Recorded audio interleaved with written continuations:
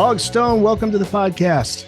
Hey, thanks, man. Thanks for having me. You're not far from me. You are in the same state of Yes, Connecticut. That's right. Where are you checking in from tonight? Stratford. Cool, man. About 15 minutes south of New Haven. Cool. Which New Haven, by the way, is part of the story of this book here. Yep. Cutler Records, a legendary record store in New Haven. Let's start. Tell us about yourself. Who is Aug Stone? Well, I'm a musician and a writer. I mostly write these days, because I've had a stream of books come out the past 3 years, and I've been promoting those, touring around the country. Yeah, I grew up in Stratford.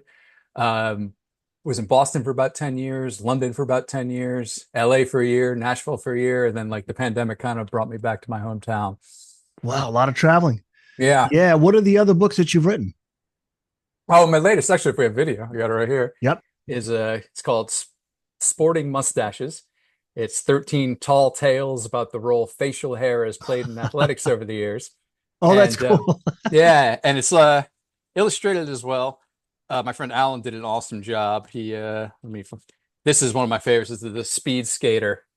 His name is Veloso, which means hairy in Italian. So he's got Now, the V going on for his tash and in his chest hair.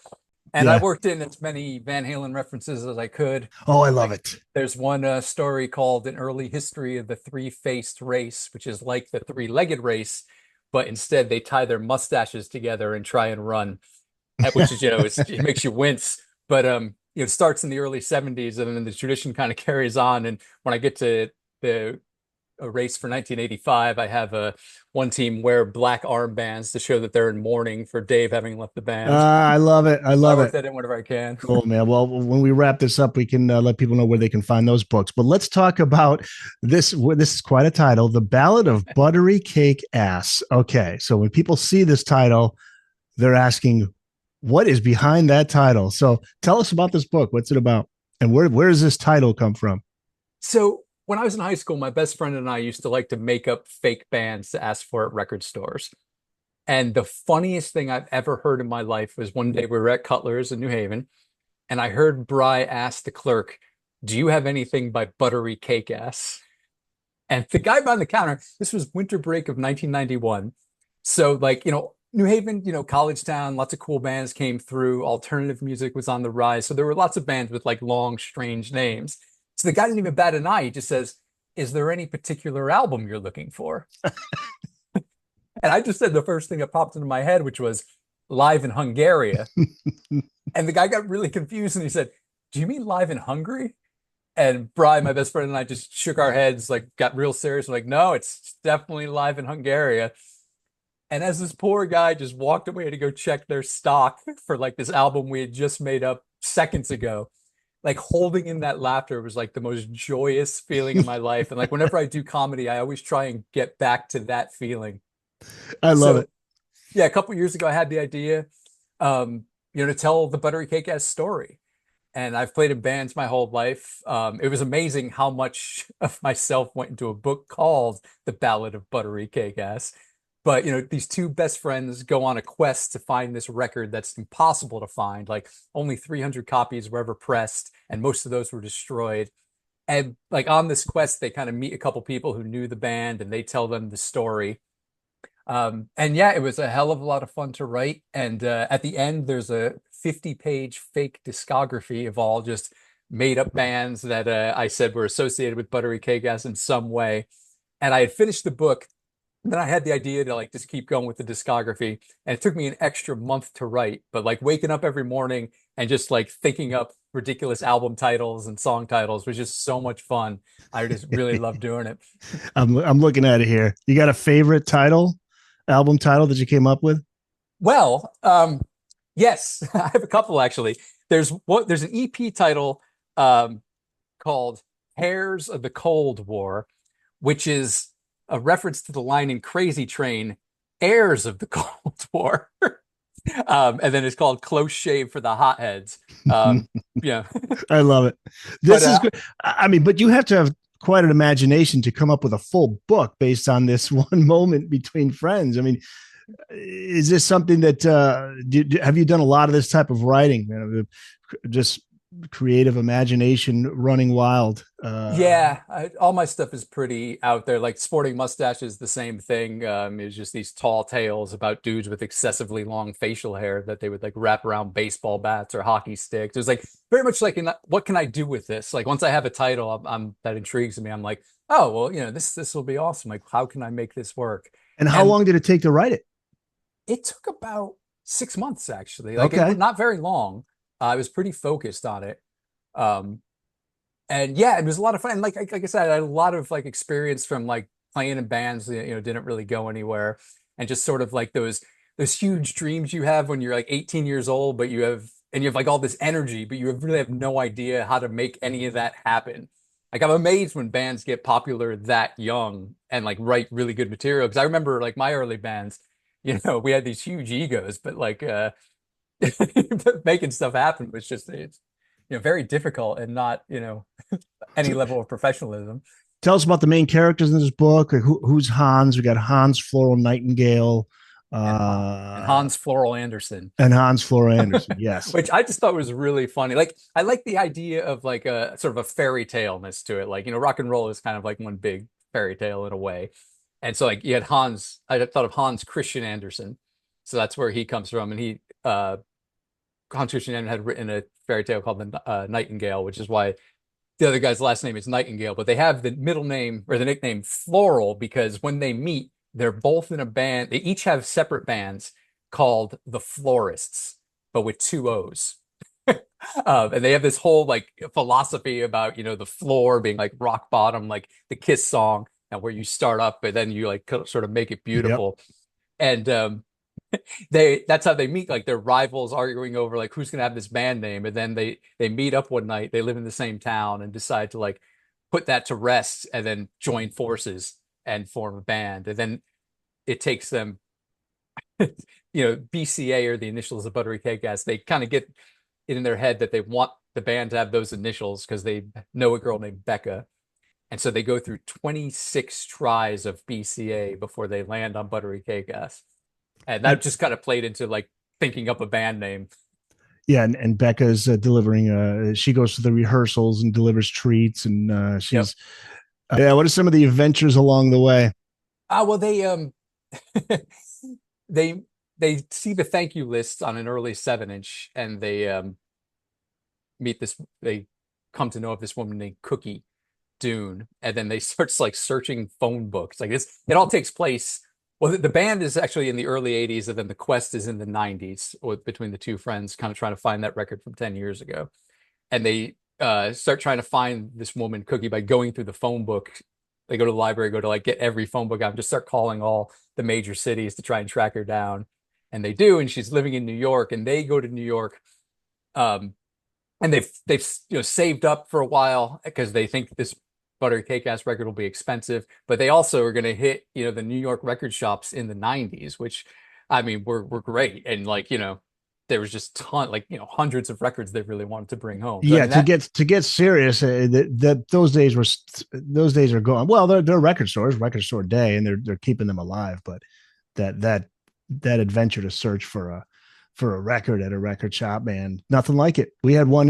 Do you know the one in Waterbury was Brass City Records in well, Waterbury, Connecticut? It was legendary. Brass City was a huge influence on this book. Like I named the owner of the record shop Graph City Records, where the band rehearses and he puts out their first 7-inch. I named him Walter after Walter, who ran Brass City. Yes, Because he's the one who passed away, I believe. yeah, Yeah, it's he was such a great guy, and he had such a huge influence on like me and my friends. Like we started going up when I think we discovered it when we were like 13, like 1989, and like that time we were like, you know, Iron Maiden, everything. It was just like, that's what we wanted.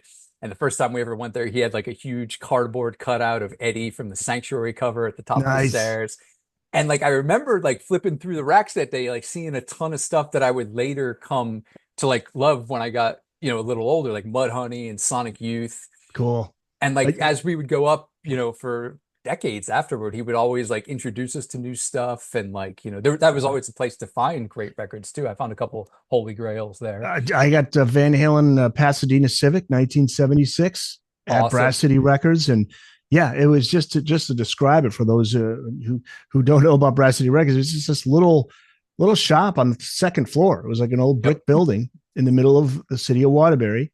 And there was a 7-Eleven across the way. And I remember when I parked my car there, it got broken into. I mean, it wasn't like the best area, you No. know, but you would walk through the aisles and there would be like tour guides and just a rare. Like Yeah. I used to get tons of Van Halen, David Lee Roth stuff. Like us, they had the single for Stand Up, and on the other side was Damn Good from Skyscraper, and then the Van Nice. Halen's. But then there was a little back room. You'd have people playing live. Yep. Some dude just hanging out there with his acoustic playing. But anyway, sorry. I mean, that's the spirit of this book, right? I mean, is that really Definitely. at the core of this book? Is that adventure to track down a band and the Yeah. music and the record, the live in Hungaria record. Yeah. But yeah. Anyways, continue. I'm sorry. You were talking about some of the adventures along the way here. Oh no, but that was totally it. Like, and you had Phoenix Records on the other side of Yes, Waterbury, Phoenix. Yep. where I found Sunrise. What's the Roth record that's Sunrise made? Salvaje. Yeah. My friend Darren Paltrowitz, who wrote a great book on David Lee Roth, the DLR book, free plug for Darren. Oh yeah. He loves Sunrise Salvaje. That's like his thing. He's obsessed with Sunrise Salvaje. So Yeah, I that's you actually got that there. That's cool.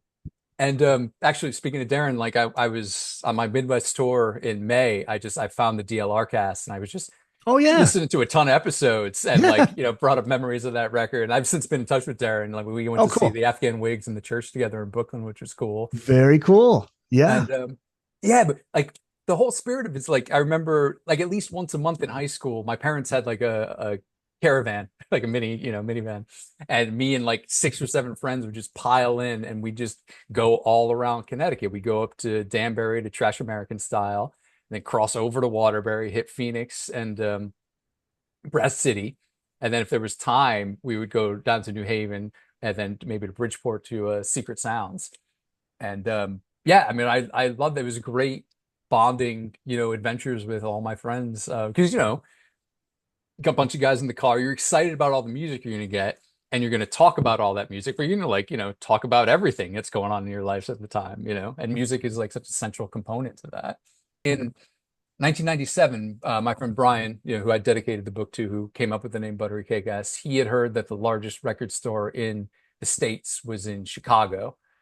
He had heard that was the Tower Records. I don't think that was true. I think Amoeba is much bigger. At the time, we didn't know any better. This was 97. We didn't have the internet to really check, but we drove out to Chicago that summer just to like see the biggest record store in the States and hit all the other Chicago record Wow. stores as well. That's cool. That's cool. So a lot of like true experiences that happened with you are kind of incorporated into this story as well. Definitely. I remember my first band, my first like real band, like my freshman year of college. I went to school in Boston, and the other two guys were back here in Connecticut. And we had we really wanted to push things when I got home that summer, like play live as much as we can and record all the songs that we'd just written. We were very ambitious. And I booked a show for us while I was living in Boston at this place called the Abstract in Waterbury. It was kind of near Brass City. It was just this art gallery that did punk shows. Oh, okay. I don't recognize that name. It didn't last very long. This was like 95. But I had asked the guys in my band to like make flyers and promote it because I was up in Boston, whereas they were where the show was going to happen. They could like promote in Connecticut. And like a week before the show, I was coming home. It was very obvious that they hadn't done any promotion. And I had booked a couple other bands that I had to pay, and the show was just like a complete disaster. And like no one really came, and a couple of our friends did, and we all went to Arby's afterward, and we're just sitting around. And I'm really bummed out because I expected this to go well. I had booked it. I had wanted us to like make a good start, and one of the guys in my band just out of nowhere says, well, it doesn't matter. Like in a few months we're going to sign to Geffen, and everything will be fine. And I was like, what? Like, where are you getting this? Like, nope, 2 people just came to our gig and we're signing to Geffen by the end of the summer. So like yeah, lots of that went into like, the guys at Buttery Cake guys having these like big dreams of like, signing to a major, whereas they're really in this small town recording, rehearsing at a record store and trying to make a demo. Who are some of the bands that you grew up listening to that inspired you and in the bands that you formed that influenced the bands that you formed and recorded music? Did you record music or was it all live? No, no, we recorded, we made a record, we made a 7-inch that has still never been pressed. But we were really excited about the song. So we went to a studio in Brewster, New York, where lots of like the hardcore bands in Connecticut were recording at the time. No, But Brewster very well. It was the radio station in Danbury, I-95. oh So yeah, it's right there. right there. Yeah, so I mean, the band's influence. My first love is Van Halen. Like when my mom was a huge influence on me. Like when I was growing up, she played like all the Beatles and the Motown stuff, and I loved all that stuff. But when I first heard Van Halen like on the radio in the early 80s, I it must have been Pretty Woman. Um, like I just something about Eddie's guitar sound just like resonated like deep within me. And then, you know, probably it was the next year. Like I'm pretty sure that was 83. So like 1984 would come out the next year. That summer it's freaking huge. And like, you know, all my cousins were a good like 8 years older than me. So they were teenagers and they were just loving it. And in fact, my my cousin Keith was a big influence on me. I remember when the 1984 was coming to 1984 tour was coming to New Haven, he called my mom up and like begged her to let me go with him. And she was like, absolutely not. He's 8 years old. And like, you know, it makes perfect sense. But Yes. 2 years later, when Eat 'em and Smile came to Hartford, she did go let me go with my older cousins. Wow. I was 10. That was my first show. So you saw that DLR tour in '86. What a show, man. That What a was show. freaking amazing. And like listen to the DLR cast and reading Darren's book, like it just reminded me of how energetic that was. Like they were out to kill. Like Vi and Sheehan just running all over the place while playing the most insane licks you've ever heard. And that like Unbelievable. Yep. dueling guitar and bass solo. Yeah. I mean, thankfully that stuff, there's footage of it on YouTube, but love to get an actual professional shot release of that tour because he was fierce on that tour because he was looking to prove that he could make it on his own. Yep. And he did well for a while. He sure did. Yeah. Yeah. What are some of the characters, some of the other characters in here? Like, let's see, Johnny Seizure. Who's Johnny Seizure? Well, all right. This is a really obscure reference. Johnny Seizure and the Romans are the band that Buttery Cake Ass play their final show with. Um, and it's supposed to be their record release party for Live in Hungaria. And at the same time, they're supposed to record it to make a record called Live in Hungaria Live, That's great. which I It's thought like was hilarious. Spinal Tap, you know? Yeah. But the Afghan Whigs, one of my favorite bands of all time. My two favorite records of all time are 1984 and the Whigs' Black Love. Wow. And I Okay. was reading an interview with Greg Dooley once where he said, do you know the film Beautiful Girls? It was a 90s film. I think it was Natalie Portman's first movie. She was young in it, like 13. Did I Um, see that one? No, I don't think so. the Afghan Whigs are the bar band in that film, and they do a couple great covers um, on the soundtrack. But I read an interview with Greg Dooley where he said I read somewhere that our band in that film was supposed to be known as Johnny Seizure and the Romans, which I thought was a great name, but I don't think we were ever even credited as that. So like I thought that is a great name, so I stole it for the book. That's cool. Davy Down. Who's Davy Down? Davey Down is their bassist, who replaces their original bassist Dave Up. Um, All and right. Davey Down actually is maybe the most successful. Like they all go on to do like solo stuff after, and Davey Down is just determined. Even while Buttery Cake Ass is going on, he's the bassist, but he plays lots of solo acoustic shows, like making his own songs, which don't quite fit with the band. And then he goes on to have, you know, to release a ton of solo records, lots of which he has a heavy Led Zeppelin phase, which I worked at like a ton of Zeppelin puns into. Well, that's what I was going to ask. Yeah, is this band the Buttery Cake Ass? Are they?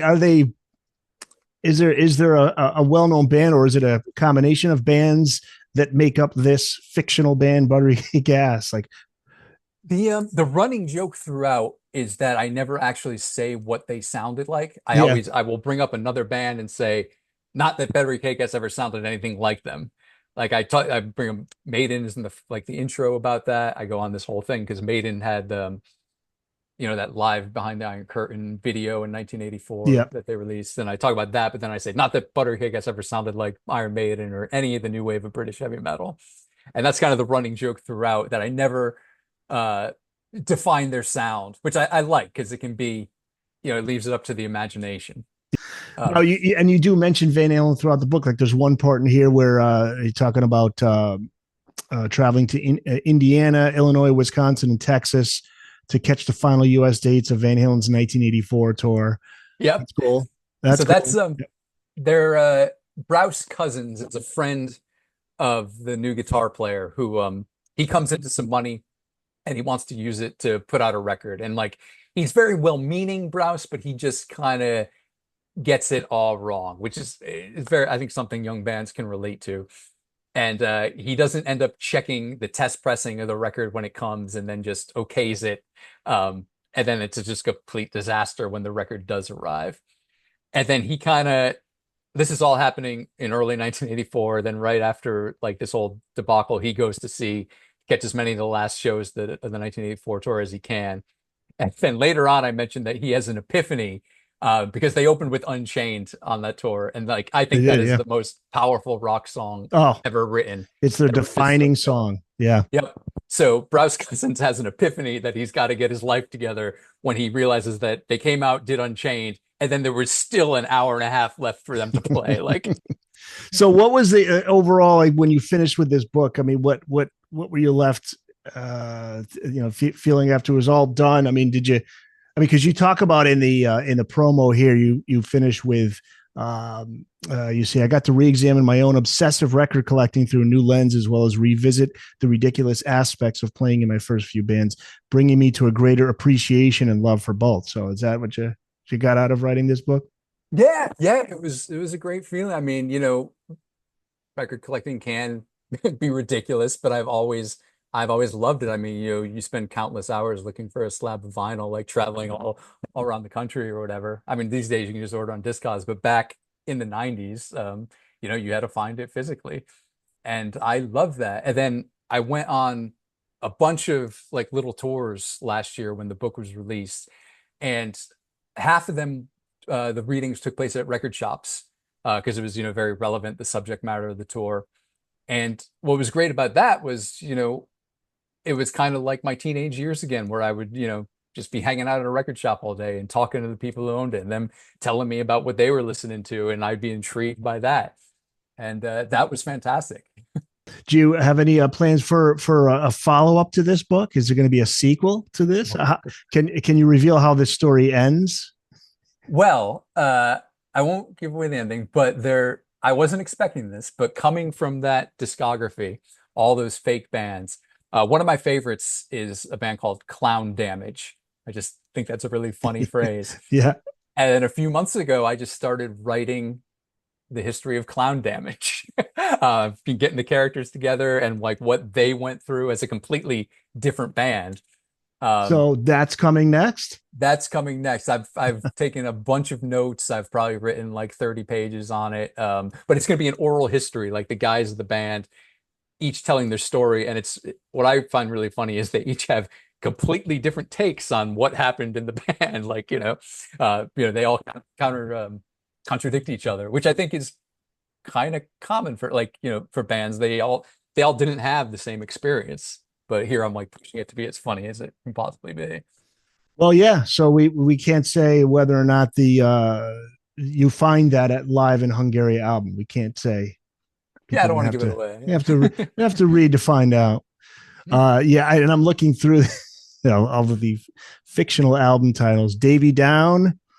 He has his last album is called continuing on with his Zeppelin obsession. It's called Sunbeat, which is the first line of Kashmir, the Okay. sun beat down upon my head. He just does stuff Camel like that. Escalator. I just thought that was a funny phrase. The Davy Down experience. Yeah, he's bit into Hendrix at one point and worked that in. Motels of the Metaphysical, I like Houses of the Holy. Down and Out. Davy Down and Blaine Blanc. Yeah. Blaine Blanc was a friend of theirs who was actually in an early version of The Florists. He's more of an electronic music guy, and he ends up opening for Cake Ass and Johnny Seizure on that last show.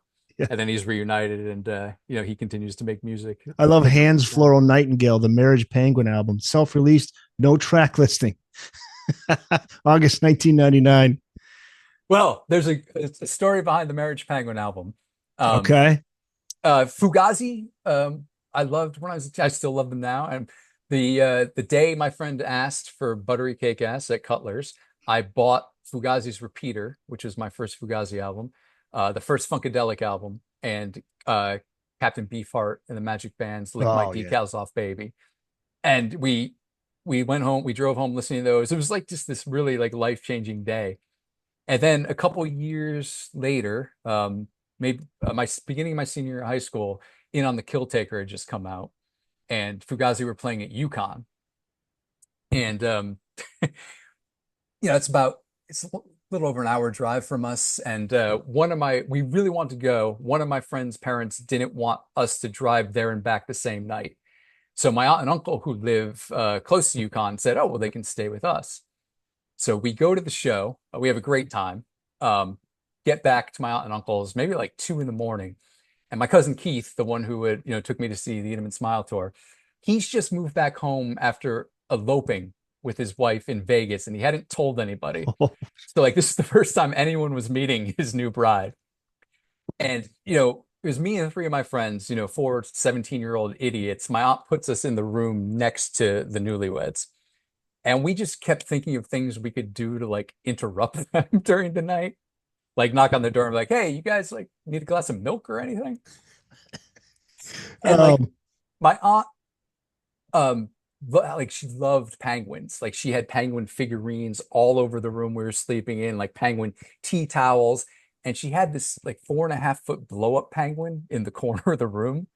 So like 5:30 in the morning, we thought it would be hilarious to all crouch down behind the penguin, kick the newlyweds door open and yell, "I'm the marriage penguin." so that's where that came from. That's where that comes from.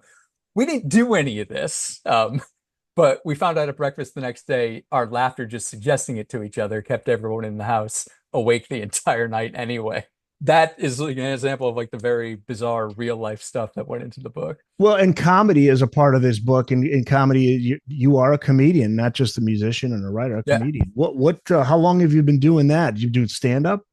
Yeah, I've been having the itch to get back to it. Like, it was my New Year's resolution in 2018. I don't really make New Year's resolution, but I'd always wanted to try it. So in 2018, I was like, this is the year I'm just going to do it. I'm going to go to an open mic. I'm going to do it.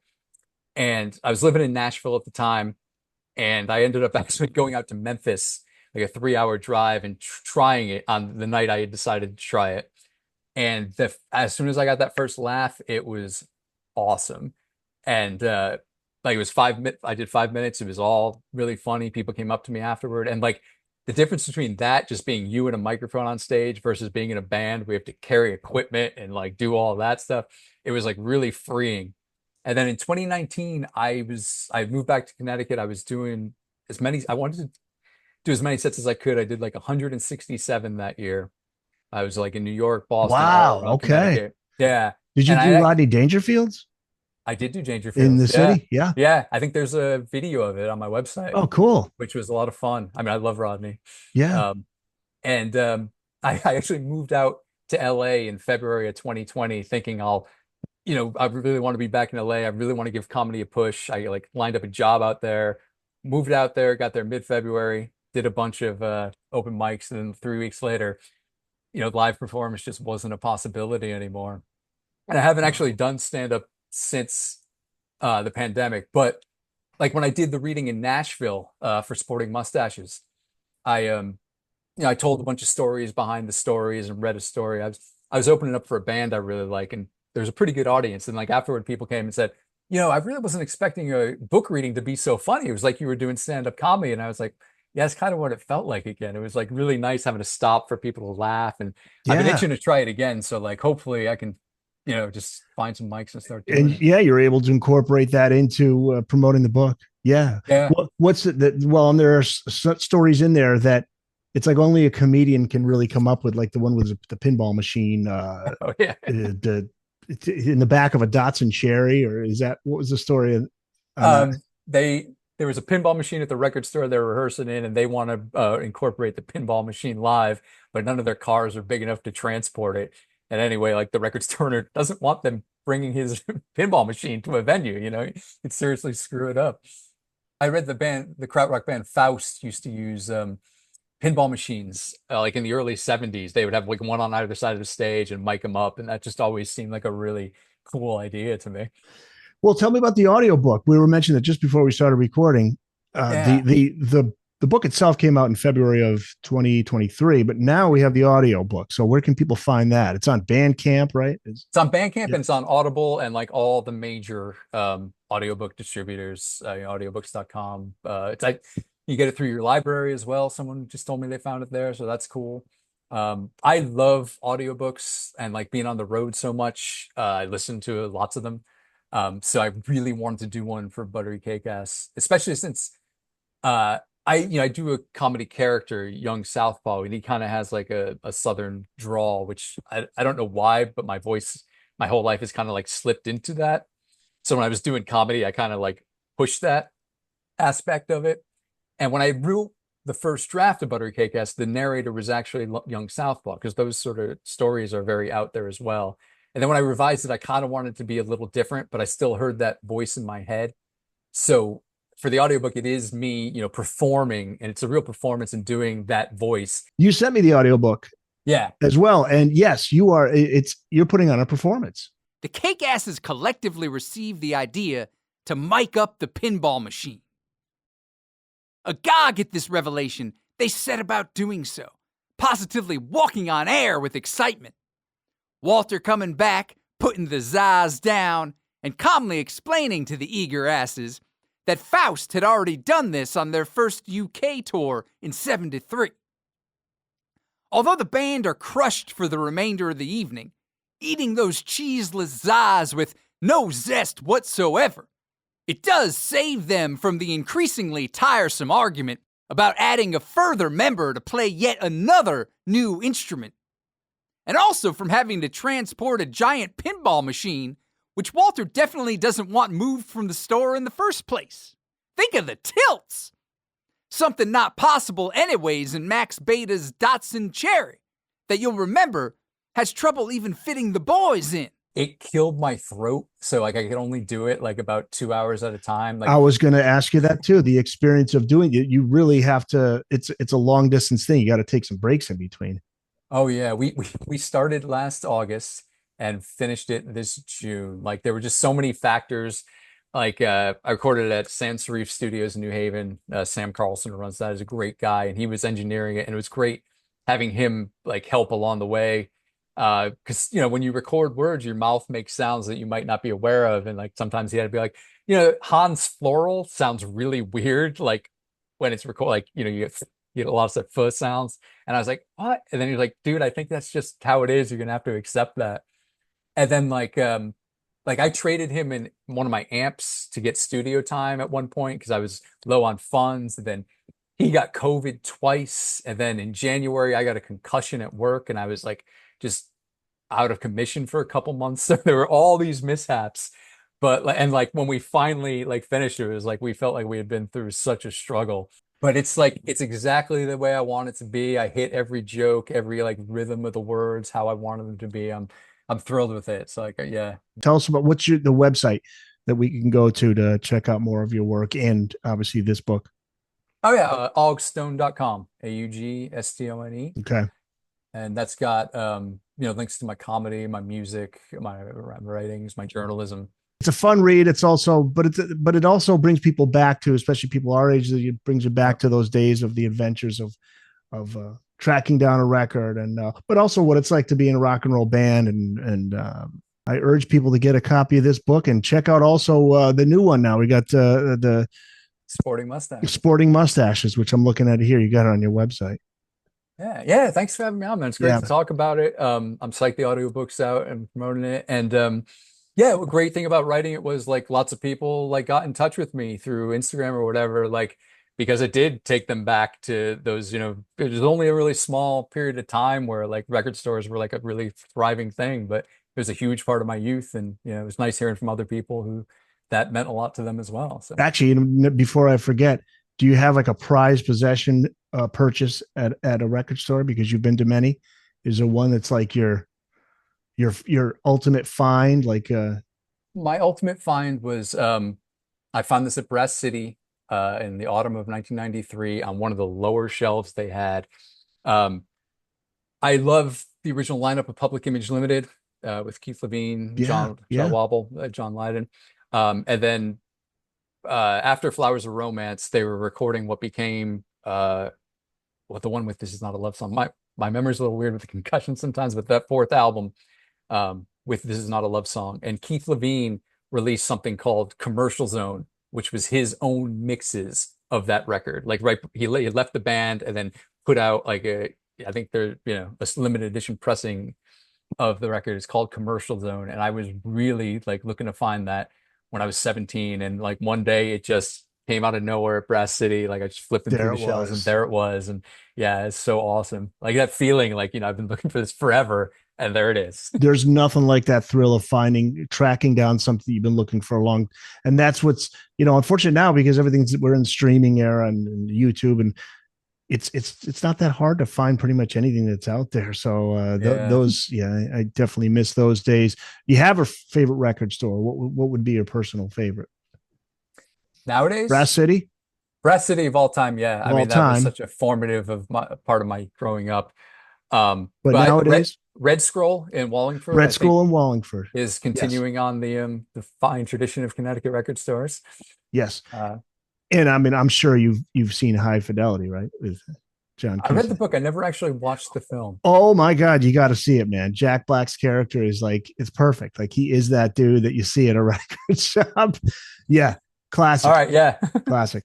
Aug Stone, thanks so much, man. All the best on the audio version of the book, and again, congrats on the original version. And people go out and get that book. Augstone.com is the website. Thanks, Eric.